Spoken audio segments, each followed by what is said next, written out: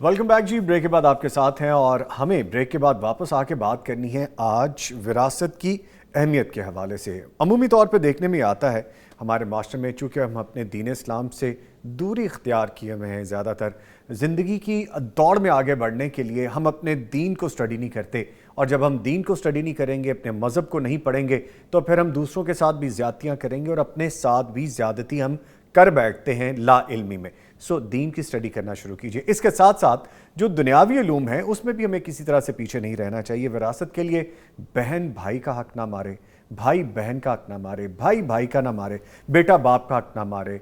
ये सारे family matters जितने भी हैं, ये अल्लाह ताला ने बाकायदा एक प्रोसीजर हमें बताया हुआ है। और फिर जब हम लॉ की बात करते हैं, जो हमारे कानूनी पाकिस्तान का जो कानून है जिसको हम फॉलो करते हैं, उसके हवाले से बात करने के लिए मेरे साथ स्टूडियोज़ में मोअज़्ज़ज़ मेहमान मौजूद हैं। मैं आपको तारुफ़ करवाता चलूँ, इमरान जावेद कुरैशी साहब एडवोकेट हाई कोर्ट हैं, इनको वार्मली वेलकम करेंगे। सर अस्सलाम वालेकुम। जी वालेकुम अस्सलाम। सर बहुत शुक्रिया आपके वक्त का, खैरियत से आप? जी अल्हम्दुलिल्लाह जी, आपका भी शुक्रिया। Thank you very much.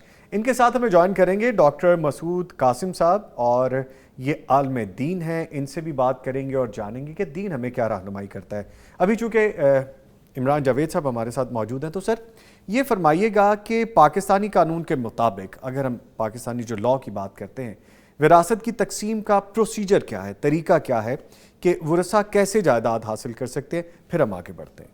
जी बहुत शुक्रिया, बहुत ही अच्छे एक हसास इशू के ऊपर आप बात कर रहे हैं। तो उसमें मैं पहली चीज़ वजाहत करना चाहूँगा कि हमारा मुल्क जो है ना, इस्लामी जमहूरिया पाकिस्तान है, इस्लामिक रिपब्लिक ऑफ पाकिस्तान, और आईन पाकिस्तान जो 1973 में बना, उसके ऊपर पहली लाइन ही ये लिखी हुई है कि तमाम कवानीन असूल ज़वाबित जो है ना, कुरान और सुन्ना की रोशनी में बनाए जाएंगे। तो ये इस्लामी कवानीन और इस्लामी मुल्क है।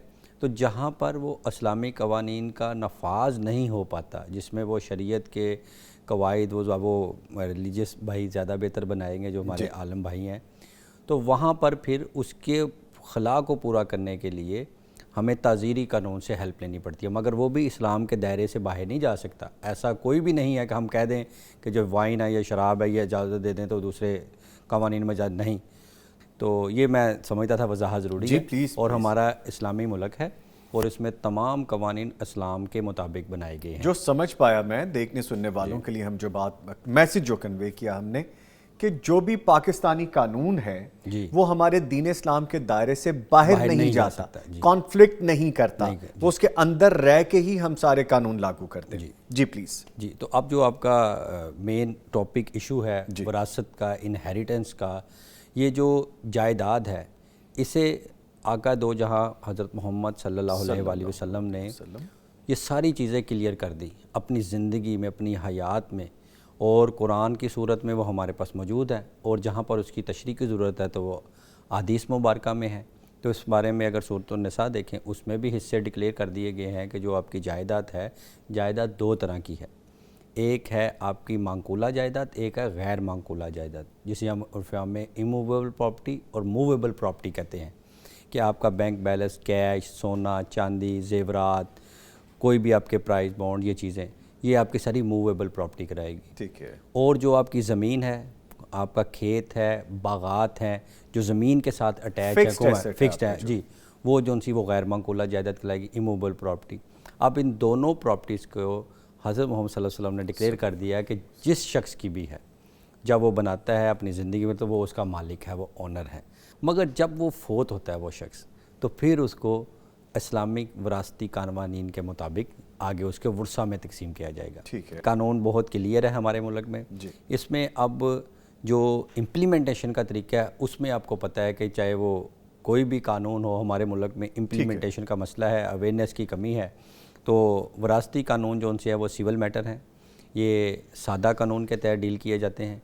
और इसके लिए जब 1908 में सिविल प्रोसीजर कोड बना था, और इससे पहले 1890 को 1890 को गार्डियन एंड वार्ड एक्ट बना था कि ऐसे लावारिस लोग, बच्चे जिनके वालिदैन नहीं हैं, कुछ देखने वाले, तो उसको रियासत अपने शेल्टर में लेगी। अब ऐसे लोगों की जायदाद जो उनसी है, उसके लिए सिविल प्रोसीजर कोड में हमारा ज़ाब्ता है, उसके तहत जो उनसे है इसमें अब सिविल केस करते हैं, और बाकी भी ठीक है। अच्छा सर, ये फरमाइएगा, आपने भी देखा होगा, आपकी नज़रों से गुजरी होगी, चंद दिनों से कुछ वीडियोज़ आ रही हैं, वैसे तो मिसालें हिस्ट्री में बहुत हैं, लेकिन रीसेंट डेज़ की बात करें, ایک شخص تشدد کر رہا ہے اور تشدد جس پہ کر رہا ہے وہ اس کا اپنا والد ہے.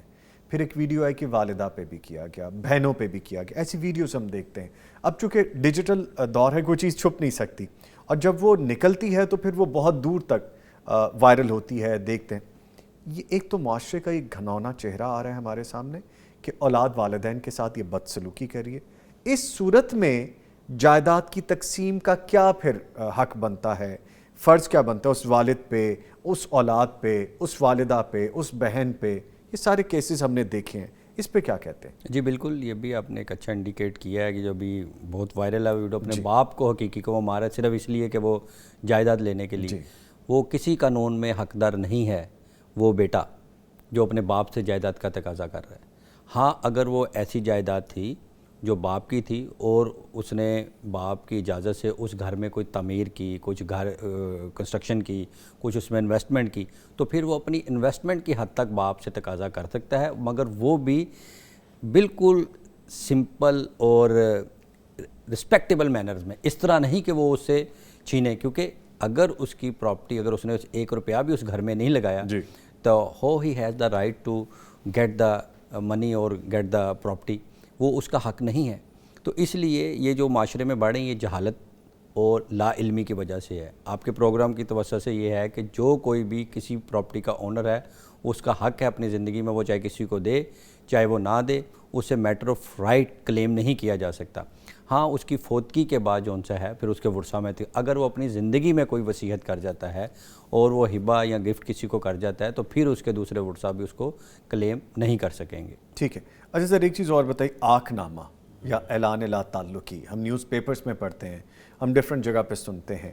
اس صورت میں کیا قانون لاگو ہوتا ہے جس کو لا تعلق کر دیا, جس کو آنکھ کر دیا, اور کرنے والے پہ والدین ہیں, پیرنٹس ہیں, اولاد ہے, یہ کیا پروسیجر ہے؟ جی اسے دونوں صورتوں میں آپ کو دیکھنا ہوگا کہ ہمارے معاشرے میں یہ ہے کہ ایک شخص جرم کرتا ہے تو لاء میں تو وہی ہے, he she responsible for that act if he she commits illegal. اگر وہ جرم کرے تو اس کا ذمہ دار وہی شخص ہے. مگر ہمارے معاشرے میں کیا ہوتا ہے, پولیس آئی یا کچھ بھی کہتے ہیں اس کے بھائی کو پکڑ لو, اس کے والد کو پکڑ لو. اب وہ کیا ہے, اس کا مس یوز سوسائٹی میں ہوتا ہے. جب وہ پکڑے جائیں گے تو پھر اسے بھی وہ طلب کروائیں گے, وہ کہاں گم ہوگا, قانون اس کی اجازت نہیں دیتا. اس سے بچنے کے لیے پھر جو ان سے ہے نا یہ ایک ٹرمز بن گئی ہوئی ہیں کہ آگ کر دیں سے اعلان لا تعلقی کر دیں, اخبار میں دے دیں, میڈیا پہ دے دیں. اس سے کیا ہوگا کہ جب پولیس آئے یا کچھ آئے کوئی دیکھو جی ہم نے تو اسے پہلے اسے ہمارا لا تعلق ہے, وہ عاقل بالغ ہوش مند ہے, آپ اس کی طرف جائیں ہماری طرف نہ آئے. یہ وہ جو کوئی اللیگل کمٹ کرتا ہے اوفینس, اس سے بچنے کے لیے یہ کہا جاتا ہے اس کی لاء میں کوئی ایسی گنجائش نہیں ہے, نہیں موجود. مگر آگ کی بھی جو سی ہے وہ بھی ہمارے لاء میں گنجائش نہیں ہے. تو پھر کیسے پیرنٹس کر دیتے ہیں, کس طرح یہ ایک ٹرم چل رہی ہے, اللیگل ہے, معاشرے میں پرویل کر گئی, یا پھر پولیس بھی اور دیکھنے والے بھی جو مدعی پارٹی ہوتی ہے وہ کہتے ہیں ٹھیک ہے جی ہمارا ان سے تعلق واسطہ نہیں, انہوں نے تو پہلے وہ ایک ڈیفینس لے لیا جاتا ہے. معذرت کے ساتھ آپ کے اس پروگرام سے میں کہنا چاہوں گا, جب آپ کی اخلاقیت اور سوچ نیچے چلی جائے نا تو پھر ایسی غلط چیزیں بھی پرویل چڑھتی ہیں. ٹھیک ہے. اس دور میں اگر دیکھیں ایک شخص سے کوئی گناہ غلطی ہوتی تھی تو وہ آ کے کہتے تھے کہ جی اللہ تعالیٰ کے آگے جھک کے کہہ دیتے ہیں, یا وہ آقا جان صلی اللہ علیہ وسلم کے سامنے آ کے کہہ دیتے تھے کہ جی یہ غلطی ہے. تو ایسے اب غلطی کر کے بھی ڈنائی کرتے ہیں, ڈٹائی پر جمے رہتے ہیں, پھر ایسی چیزیں پرویل کرتی ہیں. جب انہوں سر اور بھی سوری ٹو کٹ یو, جو ایکسپیرینسز ہیں آپ بھی دیکھتے ہوں گے, بلکہ آپ کا تو پروفیشن آپ زیادہ ہم سے دیکھتے ہوں گے, کہ اولاد بھی بڑا تنگ کرتی ہے والدین کو. پھر والدین اس حد تک تنگ آ جاتے ہیں کہ وہ کہتے ہیں کہ پولیس جو ہمارے گھر آئے گی, لوگ آئیں گے, ہمیں تنگ کریں گے, تو ہم اس سے تنگ آ کے اس نافرمان اولاد سے اس کو اعلان لا تعلقی کرتے ہیں. تو اس بارے میں کیا کہتے ہیں آپ؟ جی بالکل ایسے ہی ہے, ایک ڈیفینس لیا جاتا ہے, اور اکثر اگر ان کی آپ سٹوریز دیکھیں جو ہمارے پاس آتے ہیں والدین, یا کوئی کہتے ہیں یا اس کا بڑا بھائی آتا ہے کہ جی وہ چھوٹا بھائی مجھے اس حد تک گھر میں تنگ کر رہا ہے, یا کچھ اس کے اوپر FIR درج ہو گئی ہیں, کبھی وہ جوا کھیلتا ہے یا وہ کچھ اور اللیگل ایکٹیویٹیز میں. اس طرح والدین آتے ہیں بوڑھے کہ جی دیکھیے اب ہم بوڑھے ہیں, اس عمر میں ہمیں بار بار پولیس آ کے تنگ کر رہی ہے, تھانے میں بٹھائی رکھتے ہیں کہ اسے پیش کرواؤ کہاں ہے. تو اس صورت میں وہ پھر اعلان لا تعلقی کر کے, عقدنامہ کر کے, اخبار میں دے کر وہ اپنا ایک ڈیفینس بناتے ہیں. تو یہ المیہ ہے بالکل جی ہمارے معاشرے میں ہے. ایسی اولاد کو یا ایسے بھائیوں کو معاشرے میں آگاہی اویئرنیس دینے کی ضرورت ہے کہ جب آپ ایک ریس میں چلے جاتے ہیں نا کہ ہر طرح میرا سب کچھ پیسہ ہی ہے, تو پھر آپ یہ نہیں دیکھتے بائی ہک اور بائی کروک کیسے آپ کے پاس پیسہ آ رہا ہے. یہ تو ایک بات ہے کہ آپ کہتے ہیں کہ میں اپنا سوچوں. جب آپ یہ سوچ لیتے ہیں کہ میرے پاس ہر وہ چیز ہو, چاہے وہ بائی ہک اینڈ کروک والی بات جائز ہو ناجائز ہو, مجھے یہ چاہیے, تو پھر آپ اپنے رشتے بھی نہیں سوچتے, نہ ماں نہ باپ نہ بہن نہ بھائی, کوئی رشتہ نہیں رہتا. جب ہم بہنوں کے حصے کی بات کرتے ہیں, یہ بھی ایک ڈیلیما ہے ہماری سوسائٹی کا. بھائی اکثر, میں معذرت کے ساتھ کہوں گا بھائیوں سے, بھائی اکثر بہنوں کا حصہ نہیں دیتے. کئی کیسز میں نے دیکھے کہ بہنیں بھی بھائیوں کا حصہ نہیں دے رہی ہوتی. یہ دونوں طرف سے. لا اس بارے میں کیا کہتا ہے؟ جی لا اس میں بالکل کلیئر ہے کہ کوئی کسی کا حصہ حق نہیں مار سکتا. مگر جو اب ہمارے اس خطے کو اب دیکھیں بر صغیر کو, جس میں انڈیا, پاکستان, بنگلہ دیش, یہ سارے ملک تھے, اس میں قانون سازی کب پرویل کرنی شروع ہوئی؟ ہمارے 1830 کے بعد, کوئی 125-150 سال پہلے کی بات ہے. اس وقت سارے قوانین بننے شروع ہوئے. پھر ہمارے جو علماء کرام تھے انہوں نے بھی آگے آئے, انہوں نے کہا جی ہمارے اسلامی قوانین یہ ہیں, تو پھر ایک چلتے چلتے یہ سارے اکٹھے ہو گئے. اب ادھر خطے کی رسم کیا ہے کہ جب ہم نے بہن کی شادی کرنی ہے تو ہم اسے جہیز دیتے ہیں. اسلام میں تو جہیز ہے ہی نہیں ہے. اب یہ ہے کہ اس میں کروڑوں روپے کا, لاکھوں روپے کا جہیز دے دیا. انہوں نے کہا کہ کیونکہ یہ گھر تھی, وراثت تھی, یہ اب ہم ہیں, تو ہم بہن کو رخصت کر رہے ہیں, تو وہ اسے پوری چیزیں دے دیتے ہیں. پھر وہ جب اگلی سٹیج پہ جا کر وہ جب کبھی بات آتی ہے تو وہ کہتے ہیں ہمیں آپ کی شادی پہ اتنا خرچہ نہیں کیا تھا. یہ رسم و رواج کی وجہ سے ابہام ہماری سوسائٹی میں زیادہ یعنی رسم و رواج کی آڑ میں مختلف ہتھ کنڈے استعمال کیے بالکل جاتے ہیں. یہ بھی ٹیکٹیکس ہیں جی بالکل ایسے حصہ نہ دینے کی.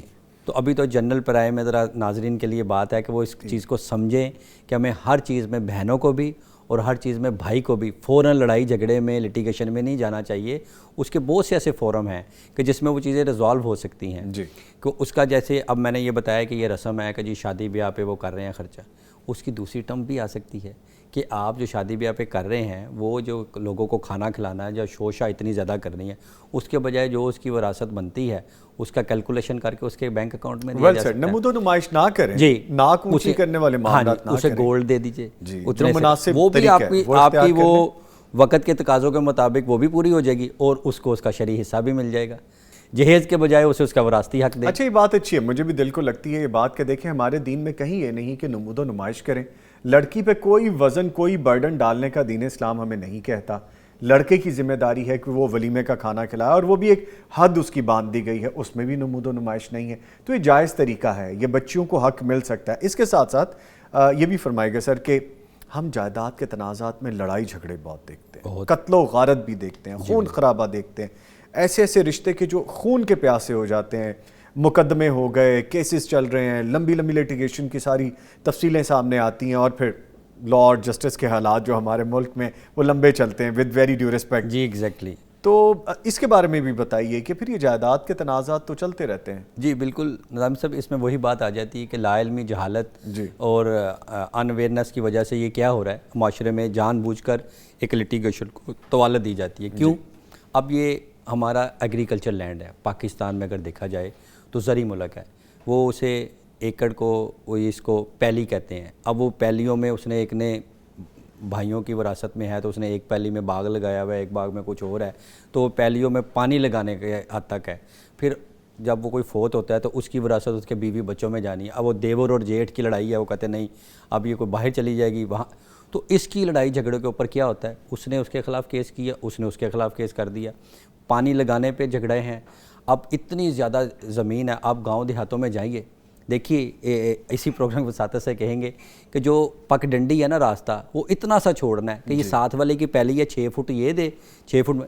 اور بھائی دیکھیے اب شہروں میں جب آپ کنجسٹڈ ہو رہے ہیں, اگر تھوڑی سی کھلی جگہ چھوڑ دیں گے راستہ بن جائے گا, آپ اسے پراپر اپنے خاندان میں ڈیوائیڈ کر لیں گے تو بہت سے مسائل حل ہو سکتے ہیں. اب لیٹیگیشن کا یہی طریقہ کار ہے جو ہمارے ملک میں, ٹوسٹ دے کر اسے طوالت دینا, لمبا چلانا, کہ میرے پاس اگر پہلی ہے میں اسے واہی بیجی کر رہا ہوں تو میری خواہش ہوگی کہ یہ میرے پاس ہی رہے, حالانکہ وہ میرا نہیں بھی حصہ تو میں اس کے اوپر قابض رہوں گا. اور اگر وہ دوسری سائڈ سے میرے خلاف کوئی کیس کر دے گا تو میں بھی اس کے خلاف الٹا کیس کر دوں گا, اور سالوں سال سٹے چلتا ہے, بلکہ نسل در نسل چلتا ہے یہ بعض اوقات. اچھا سر, یہ فرمائیے گا کہ جو اسپیشل پرسنز ہیں, خصوصی افراد ہیں, موسٹ آف دا ٹائمز میں نے دیکھا ہے, میرے نالج میں ایسے لوگ کہتے ہیں کہ اس کو تو ضرورت ہی نہیں ہے, اس کو تو عقل ہی نہیں ہے, اس کو تو پتہ ہی نہیں ہے کہ کیا لینا ہے کیا دینا ہے. اور ہوتا بھی ہے ایسے کہ اپنا آپ نہیں سنبھال سکتے وہ لوگ, خصوصی افراد. اکثر میں نے ایسے کیسز میں دیکھا کہ ان کی جائیداد بھی ہڑپ کر لی جاتی ہے. کوئی بھائی کر لیتا ہے, کوئی بہن کر لیتی ہے, کوئی رشتہ دار کر لیتا ہے, یا کوئی عزیز و اقارب آ جاتے ہیں کہ اس کو ہم نے بڑا کیا ہے یا ہم اس کے کیئر ٹیکر ہیں. تو سر اس کے بارے میں کیا لاء کہتا ہے, ایسے شخص کی جائیداد کہاں جائے گی؟ جی, اس میں نے جب شروع میں بتایا تھا گارڈین اینڈ وارڈز ایکٹ 1890 اس کے تحت ہے کہ ایسا شخص جو کہ انڈر ایج ہے, 18 ایئر سے کم ہے, اور اس کے والدین یا کچھ کا وارث نہیں ہے, تو اس کی ریاست ذمہ دار ہوگی. ایسے شخص کی پراپرٹی کو ریاست کیئر کرے گی, یا وہ کسی ٹرسٹ کو ذمہ دار بنا دے گی.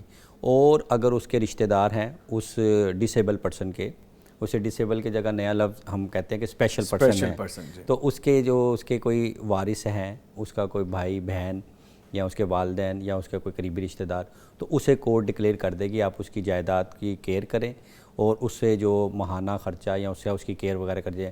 تو اسی وجہ سے میں یہ آپ کو ایک کیس بھی ریفر کرنا چاہوں گا. میرے بڑے اچھے قریبی دوست ہیں, تو ان کے آگے سے ایک بردر ان لا وہ ڈسیبل ہیں, مگر الحمدللہ انہوں نے ایسا سیٹلمنٹ کروائی, اس کو اس کا حصہ بھی دلایا گیا ہے ماشاءاللہ, اور اس کے لیے باقاعدہ ایک بینک میں اماؤنٹ بھی رکھ دی گئی ہے, اور اس کی کیئر بھی کر رہے ہیں, اس کا علاج معالجہ بھی ہو رہا ہے.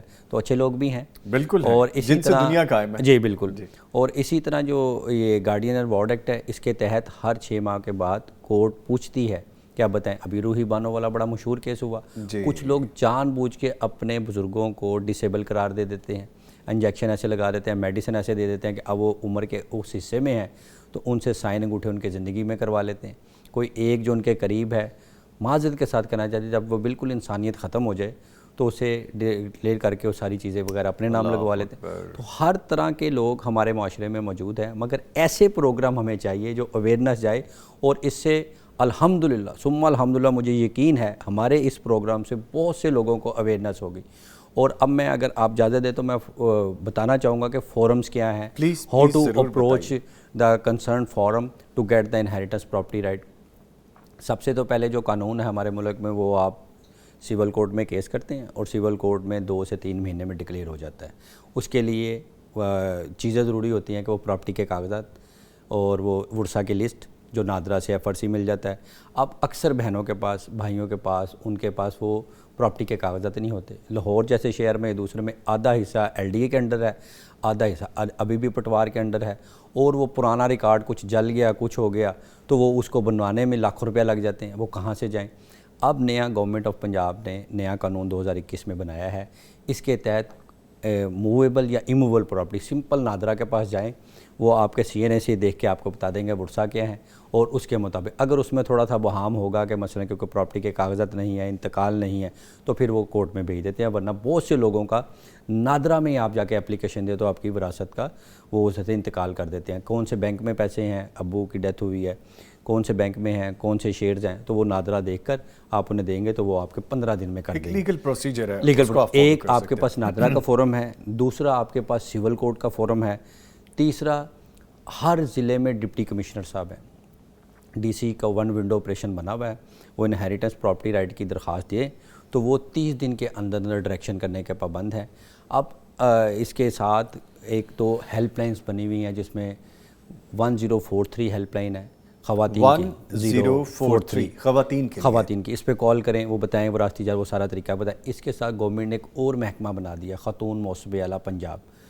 خواتین اپنی وراثتی جائیداد کے ایشوز خاتون موصوبہ اعلیٰ کی ویب سائٹ پہ جائیں آن لائن, یا ان کا لاہور میں گارڈن ٹاؤن میں آفس ہے وہاں جمع کروا سکتے ہیں. اس کے بعد بھی 60 دن کا اختیار ہے, وہ رپورٹ لے کر 30 دن سے 60 دن کے اندر وراثتی جائیداد انتقال کر سکتے ہیں.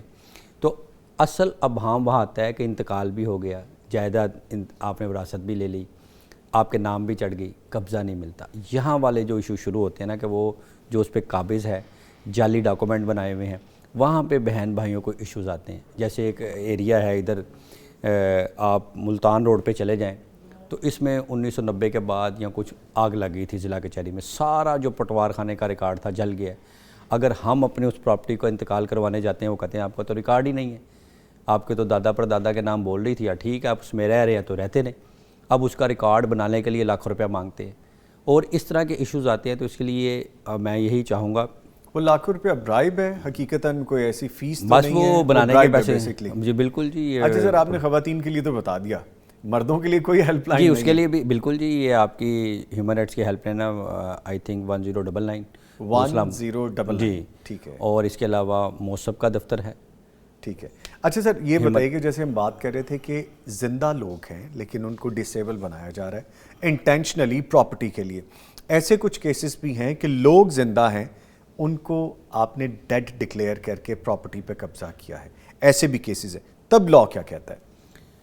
آپ کا گہرا مشاہدہ ہے اس میں. میرے پاس بھی ایک لاسٹ ایئر ایک جی کیس آیا تھا، تو وہ بیچاری ایک اکیلی خاتون تھی، تو ادھر فلیٹ میں کوئی رہ نہیں تھی، تو انہیں جو بھی کیا، ان کی کافی پراپرٹی تھی، تو وہ انہیں ڈیڈ ڈکلیئر کر کے، جبکہ وہ حیات تھیں، زندہ تھیں. وہ اب کتنے سالوں بعد پتہ چلا ہے کہ وہ آؤٹ آف کنٹری انہیں بھیج دیا گیا تھا، اس وقت ڈسیبل کیا کیا کیا. اللہ، تو اس میں بڑے ابہام ہیں، بڑا ایشوز اس کے اوپر ہوا چلا جو بھی تھا. تو ایسے لوگ ہیں بالکل جی، ایسے کرتے ہیں کہ آپ اس کا شناختی کارڈ ہی چینج کرنا ہے نا، اور کیا ہے، آپ کا ڈاکومنٹ بنا لیتے ہیں. فراجری ہے، آپ کر لیں. اور دوسرا ہے معذرت کے ساتھ، جو لاہور ڈیولپمنٹ اتھارٹی ہے، یا ہر ضلع میں یہ ڈیولپمنٹ بڑی، گوجرانوالا ڈیولپمنٹ اتھارٹی، اس طرح ساری اتھارٹیز بنی ہوئی ہیں. انہوں نے، ان کا مقصد یہ تھا کہ یہ سارا لینڈ کو ریکارڈ کریں گے، کمپیوٹرائز کریں گے، اور پھر اسی طرح پٹوار کلچر کو سارا اس پہ لے کے چلے جائیں گے. مگر ابھی تک وہ ہیرارکی ہے، اس سے اور زیادہ اچھے کام کرنے والے موجود ہیں، مگر جو ایک بھی وہ کالی بھیڑ ہوتی ہے نا، پورے محکمے کو بدنام کرتی ہے. اب لاکھوں روپے لے کر وہ جعلی لیٹر جاری کر دیتے ہیں. ابھی یہ جو ہمارا الیکٹرانک سسٹم ہے، کمپیوٹرائز سسٹم ہے، اس کی آپ بات کریں، جس کو ہم نے امپرووڈ فارم میں کیا تھا گورنمنٹ نے، وہاں پہ بھی یہ چیزیں ہمیں ملتی ہیں. جی بالکل ایسے ہی ہے. اب یہ پریویس گورنمنٹ کے جو بہت مشہور ہیں شہباز شریف صاحب، جی انہوں نے کہا کہ ون ونڈو آپریشن اور کمپیوٹرائز کرنی ہے سارے ریکارڈ کو، جب پٹوار جی خانہ بڑا کے لیے. چرچا بھی ہوا اس کا، جی ون بالکل. Window operation. وہ اب لاہور کو ڈیوائیڈ کیا گیا ہے، ایک تو ایل ڈی اے کے پاس پراپرٹیز آ گئی، اور دوسری پٹوار کے پاس. پٹوار کو ڈیوائیڈ کیا جاتا موضع میں، وہ لاہور کے جتنے موضع ہیں اس موضوع کا ریکارڈ پٹواریوں کے پاس ہوتا ہے. فلاں موضع کا کون ہے پٹواری، فلاں کا، ان ساروں کو ریکارڈ کو سکین کر کے کمپیوٹرائز کر کے ضلع کچہری لاہور میں اس کا وہ کمپیوٹرائز برانچ بنا دی گئی. مگر ابھی کتنے موضع پڑے ہوئے ہیں جو بھی ریکارڈ نہیں، کیونکہ یہ ہٹ درمی ہے نا، ان کی پھر دیہڑیاں ختم ہوتی ہیں پٹواریوں کی، اور وہ جی ہے وہ کچھ حد تک تو کر دیتے ہیں کمپیوٹر، کچھ حد تک وہ ابہام چھوڑ دیتے ہیں. پٹوار خانہ ایک علیحدہ سے سسٹم ہے، آپ کو پتہ ہے، بالکل پٹواری ایسے. بادشاہ آدمی ہے، جو مرضی لکھ دے، جو مرضی کر لے، اس پہ بھی ایک باقاعدہ ڈیبیٹ بنتی ہے. اور ابھی میں جوائن کر چکے ہیں ڈاکٹر مسعود قاسم صاحب، عالمدین ہیں، ان سے بات کریں گے. سر السلام علیکم. جی وعلیکم السلام ورحمۃ سر اللہ بہت وبرکاتہ. شکریہ آپ کے وقت کا. خیریت سے ہیں جی آپ؟ جی الحمدللہ، جی الحمدللہ، بہت مہربانی. جزاک اللہ. سر ابھی ہم وراثت کے حوالے سے گفتگو کر رہے ہیں، تو فرمائیے گا علم وراثت کی جو اہمیت ہے اور اسلام کے جو تصورات ہیں میراث کے حوالے سے، اس کی خصوصیات کیا ہیں، ہمیں اس پہ کیا نظر رکھنی چاہیے، اس پہ عمل کیسے کرنا چاہیے؟ جی بسم اللہ الرحمن الرحیم. شریعت مطہرہ ہماری اتنی متبرک مطہر شریعت ہے کہ جس میں اللہ رب العالمین نے ہم مسلمانوں کے لیے ایک جو نظام ہے، ایسا نظام جو زمانہ جاہلیت میں رسول کریم صلی اللہ علیہ وآلہ وسلم سے قبل ایک وراثت کی تقسیم ایک غیر شعوری اور غیر شرعی طور پہ ہوتی تھی، یعنی بالخصوص خواتین کے حوالے سے، کہ جس میں خواتین کو وراثت کے حق سے محروم رکھنا اور خواتین کی تعدد ازواج، نمبر آف وائفز کے حوالے سے کوئی لمیٹیشن نہیں تھی. تو شریعت مطہرہ نے سب سے پہلے اس کو نمبر آف وائفز کے حوالے سے لمیٹائز کیا، اور اس کے بعد پھر جب غزوہ احد ہوا ہے تو اس کے بعد باقاعدہ طور پر شرعی قوانین میں نظام وراثت کو خواتین کے لیے بھی، مردوں کے لیے بھی، خاندان کے ان تمام افراد کے لیے جو ذوی الفروض کے تحت جن کی تقسیم کی گئی ہے، ان کو وراثت کا حقدار بنایا. میں نظامی صاحب میں یہاں پہ تھوڑا سا کانٹیکسٹ بتانا چاہتا ہوں. سر اس میں یہ ہے کہ غزوہ احد 3 ہجری میں ہوا ہے. غزوہ احد جب 3 ہجری میں ہوا تو اس میں نبی کریم صلی اللہ علیہ وآلہ وسلم کے جانثاران صحابہ کرام میں سے ایک بڑے جلیل القدر صحابی حضرت سعد بن ربیع رضی اللہ تعالیٰ عنہ، ان کی شہادت اس جنگ میں ہو جاتی ہے. ان کی بیوہ نبی کریم صلی اللہ علیہ وآلہ وسلم کے پاس آتی ہیں اور آ کے کہتی ہے کہ حبیب کبریا جناب رسول اللہ صلی اللہ علیہ وآلہ وسلم، بات یہ ہے کہ سعد اس کی وفات ہو گئی ہے جنگ کے اندر، اور اس کی بیٹیاں ہیں. اور جائیداد پر جو اس کے ساتھ کے بھائی ہیں انہوں نے قبضہ کر لیا۔ اب میری بچیاں ہیں اور بچیوں نے، یقینی بات ہے، جو ایک فطر کی ایک قانون ہے اس کے تحت انہوں نے جوان بھی ہونا ہے، میں نے ان کی شادیاں بھی کر دی ہیں، تو مانیٹریلی میرے لیے یہ بڑی پرابلمس ہیں۔ تو نبی کریم صلی اللہ علیہ وآلہ وسلم نے فرمایا کہ آپ نا کچھ انتظار کیجیے۔ تو اللہ رب العالمین نے حضرت سعد کی بیوی کی شکایت یا استفسار کہہ لیجیے، شکایت کہہ لیجیے، سوال کہہ لیجیے، اس کے بعد اللہ رب العالمین نے وراثت کا وہ قانون جو سورہ نساء کا پورا دوسرا رکوع ہے وہ اللہ رب العالمین نے نازل فرما دیا۔ اس وراثت کے قانون کے نازل ہونے کے بعد شریعت مطہرہ میں ایک پیکٹ، ایک قانون کی حیثیت اس کی بن گئی، جو شریعت میں بھی ہے اور آج ہمارے پاکستان کے قانون میں بھی اس کی قانونی حیثیت اسی طرح ہی موجود ہے۔ اور رسول کریم صلی اللہ علیہ وآلہ وسلم نے صلی اللہ اس آیت کے نزول کے بعد آپ نے فرمایا ان اللہ قد اعطى كل ذی حق حقہ، کہ اللہ رب العالمین نے آج اس وراثت کے آیت کے اور قوانین کے نفاذ کے بعد ہر حقدار کو اس کا حق دے دیا ہے۔ لا وصیت لوارث، اب وارث کے لیے کوئی وصیت نہیں ہے، کیونکہ اس سے قبل یہ ہوتا تھا، جو آیت سورہ بقرہ کی 180 نمبر آیت ہے، وہ یہ ہے کہ اللہ رب العالمین اس میں فرماتے ہیں کہ کتب علیکم اذا حضر احدکم الموت ان ترک خیرا، کہ تم پر یہ فرض کر دیا گیا ہے کہ اگر تم میں سے کسی کو موت آ جاتی ہے تو کچھ مال و دولت چھوڑ کے جا رہا ہو تو مناسب یہ ہوگا کہ وہ اپنے والدین اور رشتہ داروں کے حق میں وصیت کر جائے۔ اور یہ وصیت کرنا والدین کے لیے اس آیت سے قبل جو سورہ نساء کا رکوع نازل ہوا ہے اس سے قبل والدین کے لیے وصیت ہو جاتی تھی، لیکن جب آیت میراث مکمل نازل ہو گئی ہے تو والدین چونکہ حقیقی وارث بنتے ہیں، تو اب نبی صلی اللہ علیہ وسلم کی حدیث کے مطابق لا وصیت لوارث، وارث کے لیے، والدین کے لیے، بیٹے کے لیے، بیٹی کے لیے، بیوی کے لیے، بیوی کے خامند کے لیے کوئی وصیت کا تصور نہیں ہے۔ ٹھیک ہے جی نظام جی، جیسے آپ نے فرمایا ابھی والدین کے حوالے سے، تو یہ بھی بات کر لیتے ہیں کہ اگر بڑے بزرگ جو ہیں والدین وراثت کی تقسیم میں عمدن ناانصافی کریں تو کیا حکم ہے؟ جی، اس میں نظامی صاحب دیکھیے کہ شریعت کے قوانین جو ہے نا وہ بڑے اہمیت کے حامل ہیں، اور شریعت ان کو حدود اللہ کہتی ہے، جی اور حدود اللہ اس طرح کہتی ہے کہ جہاں پہ یہ سورہ نساء کا دوسرا رکوع ہے نا، اس میں جب آیت میراث 2 آیات نازل ہوئی ہیں، اس کے بعد اللہ رب العالمین فرماتے ہیں تلک حدود اللہ، یہ اللہ کی حدود ہیں، من یتعدی حدود اللہ، جو شخص اس میں ومن یعص اللہ ورسولہ ویتعدی حدودہ یدخلہ نار، جو ان حدود کی پامالی کرے گا، نافرمانی کرے گا، ان کو کراس کرے گا، یدخلہ نارا، اللہ تعالیٰ اس کو جہنم کی آگ میں داخل کرے گا۔ اس کا مطلب یہ ہے یہ قوانین بن گئے ہیں، شریعت میں یہ فیکٹ رولز ان کا نفاذ ہو چکا ہے، امپلیمنٹیشن ہو چکی ہے۔ تو جب ان کی امپلیمنٹیشن ہو چکی ہے تو اس کا مطلب یہ ہے کہ والدین ہوں، وہ بڑے ہمارے انسیسٹرز ہوں، کوئی بھی جس کے ذمہ وراثت کی تقسیم ہے، اس کے لیے لازم یہ ہے کہ اس نے ان شریعت کے قوانین کی پاسداری کرنی ہے۔ ٹھیک ہے اب اپنے طور پہ اگر وہ اپنے بیٹے کے ساتھ، اپنی بیٹی کے ساتھ، اپنے بچوں میں سے، اولاد میں سے کسی کے ساتھ، یا اگر اس کی number of wives is more than one اگر موجود ہے، تو ان کے ساتھ اگر کسی کی طرح بھی وہ ناانصافی کرتا ہے، وہ اللہ کے یہاں بہت بڑا مجرم ہے، اور قرآن کریم کی اس آیت کے مطابق اس نے اللہ کے حدود کی پامالی کی ہے، نافرمانی کی ہے، اور شریعت کے مطابق جو اس کی سزا قرآن کی اس آیت میں بیان ہوئی ہے وہ اس کا مستحق ہے۔ ٹھیک ہے، اور اس صورت میں اولاد کو کیا پھر حکم ہے؟ اولاد کیا کر سکتی ہے؟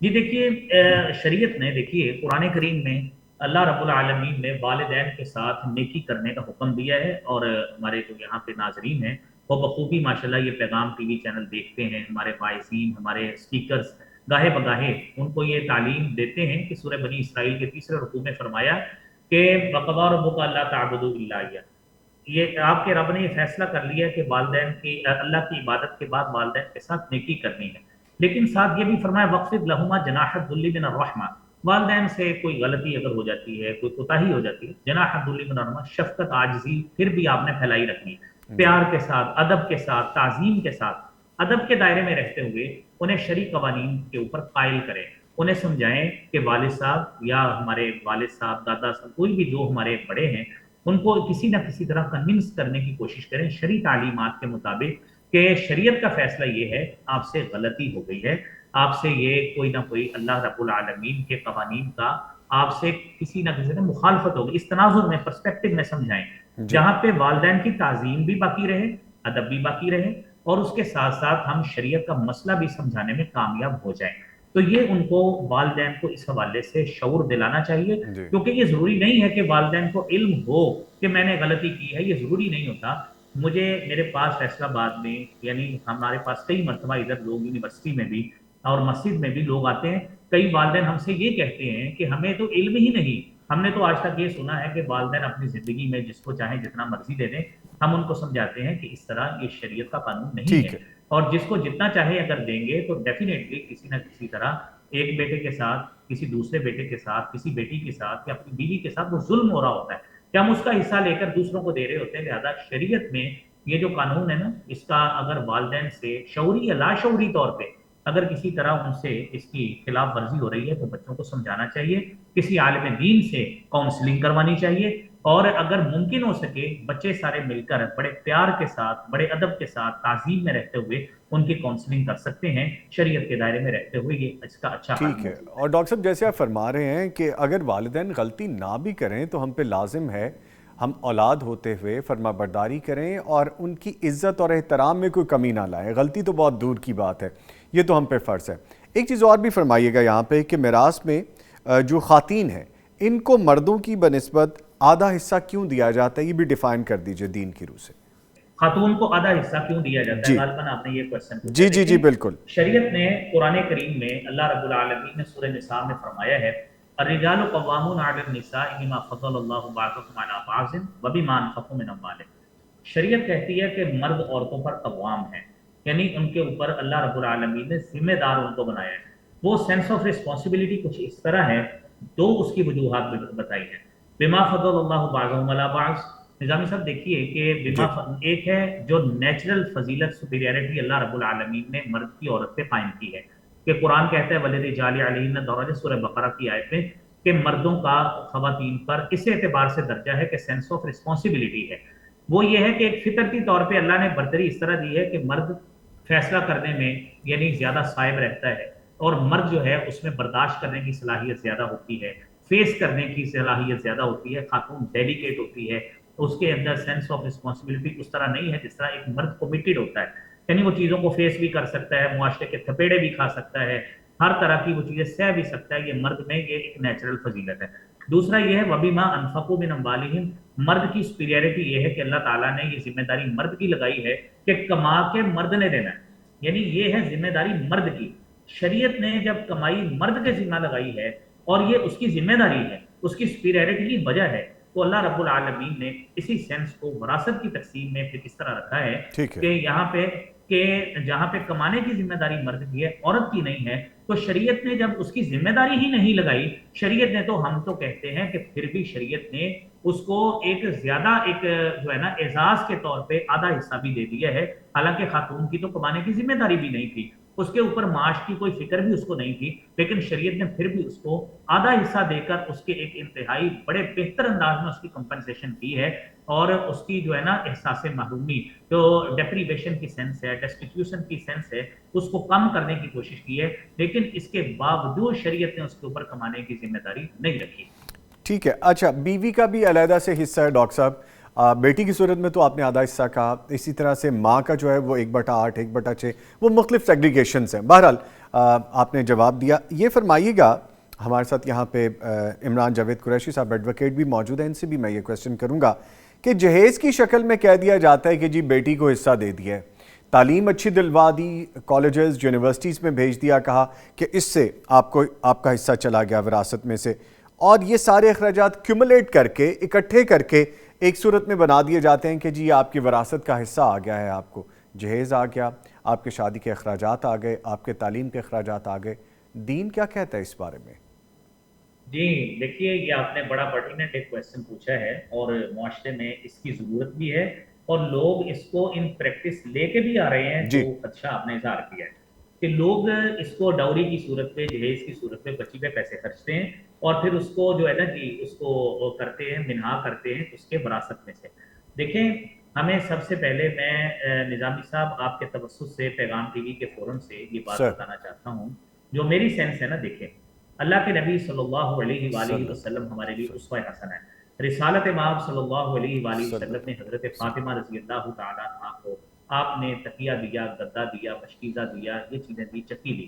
اب اس کی پروجیکٹڈ فارم یہ ہے ایڈوانس فارم میں، اگر ان کو مشکیزہ دیا ہے، آج اس کی پروجیکٹڈ فارم فریج آ گئی ہے، اگر گدا دیا ہے اس کی پروجیکٹڈ ایڈوانسڈ فارم بیڈ آ گیا ہے۔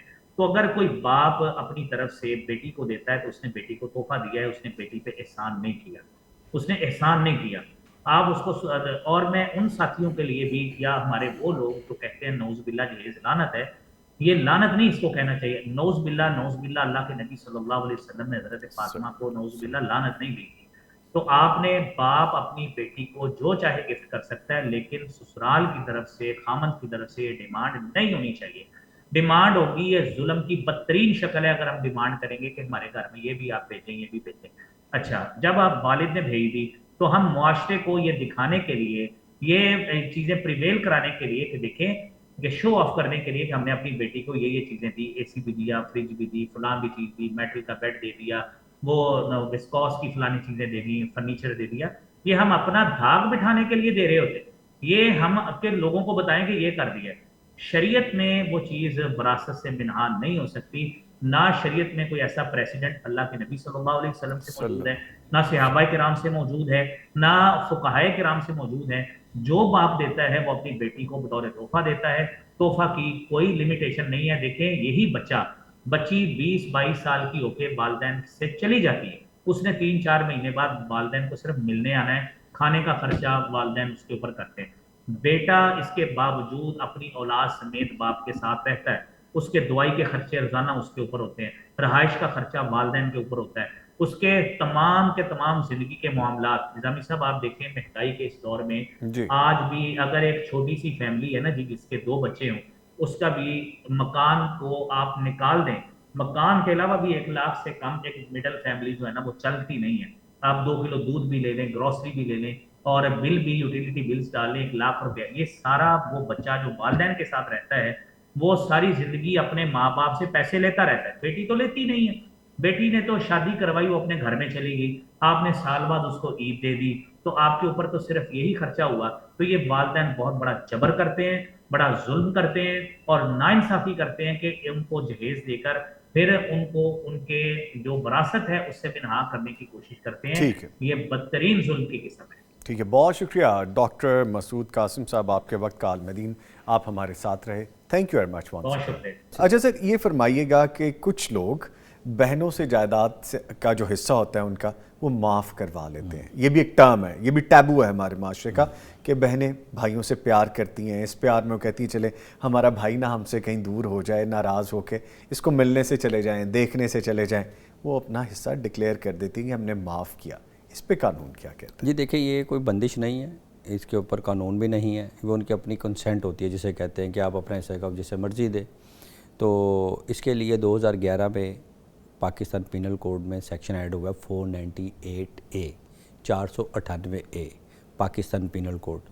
کوئی شخص بھی کسی کو جان بوجھ کر وراثتی جائیداد سے بے دخل کرے گا، اسے 5 سال سے 10 سال تک قید کی سزا اور 10 لاکھ روپے جرمانہ ہے۔ چاہے وہ سگا بھائی کیوں نہ ہو، سگا بھائی ہو، کوئی بھی ہو جو اسے انلیگل طریقے سے ڈپرائیو کرتا ہے پراپرٹی سے۔ ہاں، وہ اگر اپنی مرضی سے لکھ کے دے دیتی ہے تو وہ تو پھر اس کی کنسنٹ ہے۔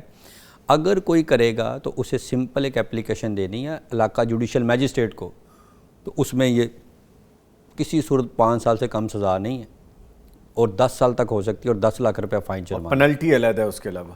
اچھا سر، ایک تو یہ معاملہ ہے، دوسرا معاملہ یہ کہ کچھ کیسز ہیں کہ شادی سے پہلے بہنوں سے معاف کروا لی بھائیوں نے، کہ ٹھیک ہے بہن نے معاف بھی کر دیا، لکھ دی، لیکن میں نے اپنے بھائیوں کو یہ دے دی جائیداد، میں وڈرا کرتی ہوں اپنے حصے سے، لیکن کل کو جب اسی بچی کی شادی ہوتی ہے، اس کے پھر اپنے بچے ہوتے ہیں، پھر وہ بچے کھڑے ہوتے ہیں کہ جی ہماری والدہ کی جائیداد جو ہمیں اپنے نانا کی طرف سے ملنی تھی وہ اس طرح ماموں نے لے لی، پھر ایسے کیسز بھی سامنے آتے ہیں، پھر مسائل بڑھتے ہیں. جی بالکل. اگر ہم سندھ والی سائڈ پہ چلے جائیں اور بلوچستان والی سائڈ پہ چلے جائیں، ہمارا انٹیریئر پنجاب کے بھی آگے جائیں، راجن پور والی سائڈ پہ، اس میں یہ ہوتا ہے کہ جی بچی نے معاف کر دی ہے، بچی نے قرآن سے شادی کر لی ہے، یہ اتنی نیک ہے، اس کے لیے باقاعدہ قانون بنا ہے 498C پاکستان پینل کوڈ، اس کی بھی 3 سے 7 سال تک سزا ہے. کہ ادھر کہتے ہیں نا کہ یہ نیک شریف بچی ہے، اس کی نہ شادی کرنی ہے، انہیں قرآن سے شادی کر لی ہے، قرآن ہی پڑھتی رہتی ہے، تو اس کی پراپرٹی شراپٹی سب معاف، اس کی بھی سزا ہے 498C ہے. اسی طرح زبردستی کسی کو شادی کر دینا، کسی ایسی چیز سے، پیڑ سے، جو بھی، اس کی بھی سزا ہے 3 سے 7 سال تک 498B. نہ فورس میرج ہو سکتی ہے، نہ فورسلی کسی کو اس کی پراپرٹی سے ڈپرائیو کیا جا سکتا ہے، اور نہ ہی آپ اس کی قرآن سے شادی کر سکتے ہیں. تو جو ایسے ہو رہے ہیں ہمارے علاقے میں، جو لوگ کرتے ہیں، ان کے اوپر offense ہے، کرمنل کیس ہے. تو یہ الاؤ نہیں ہے، اس لا الاؤ نہیں کرتا کہ شادی سے پہلے اسے لکھوا لیا اور پھر کر لیا، دس از اللیگل.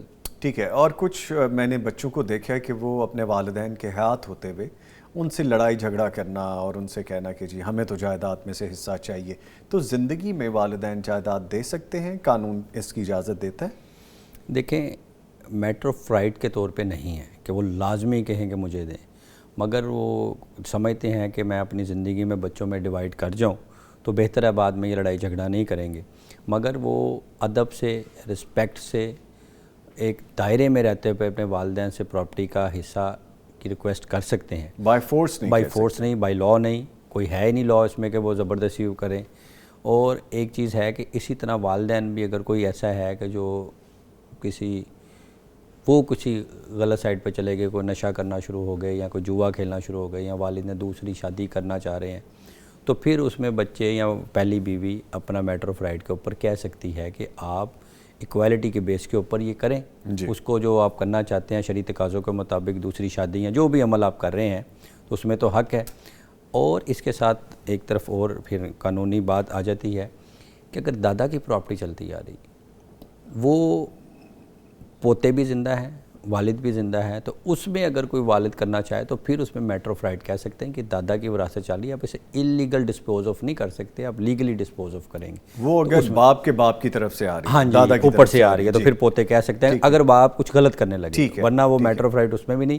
اگر وہ اللیگل کرنے لگے تو پھر اسے روک سکتے ہیں، پھر اسے لا اجازت دیتا ہے کہ جی اگر یہ وراثت چلتی آ رہی ہے تو آپ لیگل وے میں جائیں گے، اللیگل وے میں نہیں. اچھا، کچھ کیسز ایسے بھی ہیں سر کہ بچوں نے بہت تنگ کیا، یا کسی ایک بچے نے بہت تنگ کیا، تو والدین غصے میں آ کے جو نافرمان ہے اس کے حصے میں وہ نہیں کرتے جو اس کا حصہ ہے، بلکہ وہ حصہ بھی ان فرما برداروں کی، یا جن کی طرف ان کا اپنا دل کا جھکاؤ ہے، یا جو لگتا ہے کہ یہ ہمارے فرما بردار ہے اور والدین کے ساتھ نرمی کا رویہ ہے، ان کو وہ جائیداد دے دیتے ہیں. تو یہ جائز ہے؟ یہ بات بھی قانون کیا کہتا ہے؟ جو one person who has the property in his life, اس نے اپنی خود بنائی ہے وہ، تو اپنی زندگی میں جیسے چاہے مرضی دے، چاہے ایک بیٹے کو دے یا ساروں کو دے یا بیچے، جو بھی کرنا چاہے. اور جو نافرمان والی بات ہے وہ اب ایک چیز ہے، تو وصیت بھی کر سکتے ہیں. وصیت 1/3 سے زیادہ نہیں ہوتی. اگر کوئی ایسی وصیت کر بھی دیتے ہیں ڈرانے کے لیے بچے کو، تو وہ جب فوت ہوتے ہیں والد تو پھر بھی انہیں ایکول ہی ملتا ہے حصہ. تو اس لیے ایک زندہ شخص اپنی پراپرٹی اسلامی قوانین کے مطابق اپنی زندگی میں جسے چاہے مرضی دے، اسے کوئی کچھ نہیں کہہ سکتا. ٹھیک ہے سر، تھینک یو ویری مچ، بہت شکریہ، انفارمیٹیو رہا. لیکن چونکہ وقت کی قید رہتی ہے ہمیں، تو ہمیں تھوڑا یہاں پہ آپ کو روکنا پڑ جائے گا. انشاءاللہ پھر نشست رکھیں گے، بڑی فروٹفل نشست رہی. آپ کے آنے کا بہت شکریہ. جی بہت شکریہ، تھینک یو. لے جی، گفتگو ہوئی. ہمارے ساتھ موجود رہے عمران جاوید قریشی صاحب جو کہ ایڈوکیٹ ہائی کورٹ ہیں، اور ہمیں جوائن کیا تھا ڈاکٹر مسعود قاسم صاحب جو کہ عالم دین تھے. بات یہی ہے، گفتگو یہی ہے، اور سبق یہی ملتا ہے کہ نافرمان اولاد کا بنتا کچھ نہیں ہے. اور اسی طرح سے والدین کی طرف سے بھی اگر سختی ہے تو میانہ روی ہمارا دین کہتا ہے. ہمارا جو پاکستانی لا ہے، یہ قانون بھی ہمارے دین اسلام کے مطابق ہی امپلیمنٹ ہوتا ہے ہمارے پاکستان میں، کیونکہ نام ہے اسلامی جمہوریہ پاکستان. تو یہ ہم نے وراثت کے حوالے سے آپ کو بتایا. ملتا ہے ایک چھوٹی سی بریک کے بعد، ہمارے ساتھ رہیے گا.